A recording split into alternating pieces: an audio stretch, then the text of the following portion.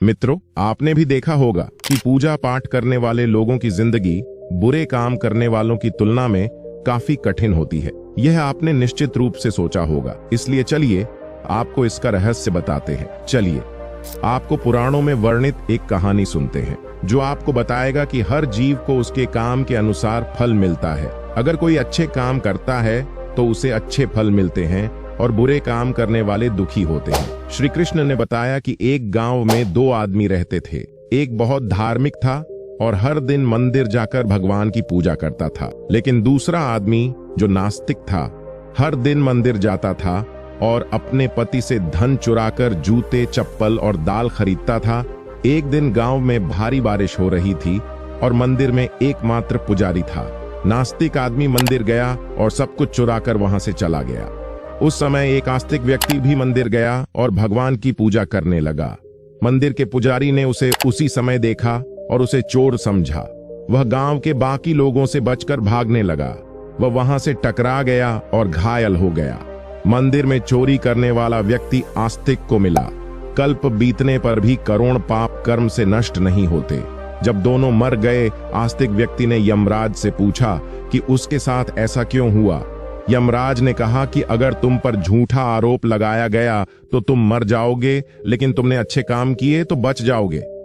यमराज ने कहा कि उसके भाग्य में एक राजा बनना लिखा था, लेकिन उसे ने अपने पापों के कारण वह सिर्फ एक छोटे से चोर बन गया। मित्रों, शास्त्रों में कहा गया है कि पाप कर्म के बिना भोगे गए करोड़ों का नाश नहीं होता।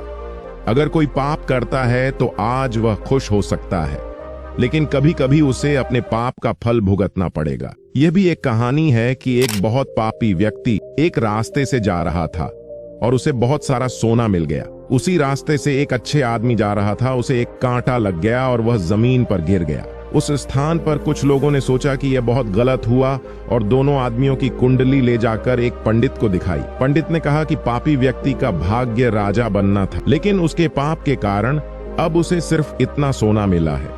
उस भले और धर्मात्मा व्यक्ति के जीवन का आज आखिरी दिन था, लेकिन उसके अच्छे कर्मों की वजह से वह बच गया। क्या बुरे कामों से बच सकते हैं? शास्त्रों में कहा गया है कि हर व्यक्ति को अपने अच्छे और बुरे कामों का परिणाम भुगतना होगा। नेक कामों से अच्छे फल मिलते हैं और बुरे कामों से बुरे फल मिलते हैं। हमें अच्छे और बुरे दोनों कामों का परिणाम भोगना होगा।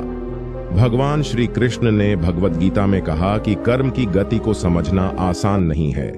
इसका अर्थ यह है कि यह समझना बहुत मुश्किल है कि किस जन्म में हमने क्या किया है और उसका क्या फल मिलेगा। यह संभव है कि आपने हजारों जन्मों पहले किया होगा, जिस पाप के कारण आज आपको इतना बुरा हुआ है।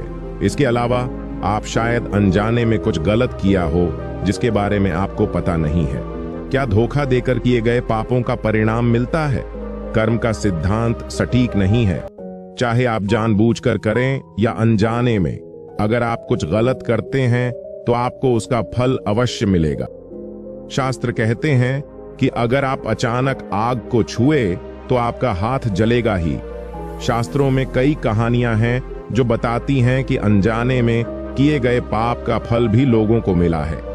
पांडवों के पिता महाराज पांडु की एक कहानी है कि उन्होंने एक हिरण को तीर मार दिया था। वे उस समय नहीं जानते थे कि एक ऋषि ने हिरण का रूप लिया था और उनको श्राप दे दिया था, जिसके कारण वे बाद में मर गए।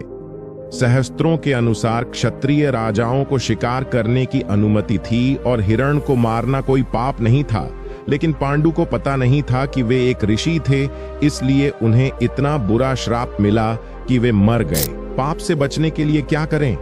श्रीमद् भगवद गीता में भगवान कहते हैं कि कर्म और उसके फलों को समझना बहुत कठिन है, लेकिन प्रत्येक व्यक्ति अपने कर्मों के फल अवश्य प्राप्त करता है। श्रीमद् भगवद गीता के अध्याय 18 में भगवान श्री कृष्ण ने कहा कि सभी धर्मों को छोड़कर मेरी शरण में आओ और मैं तुम्हें सभी पापों से मुक्त कर दूंगा। आपको धन्यवाद।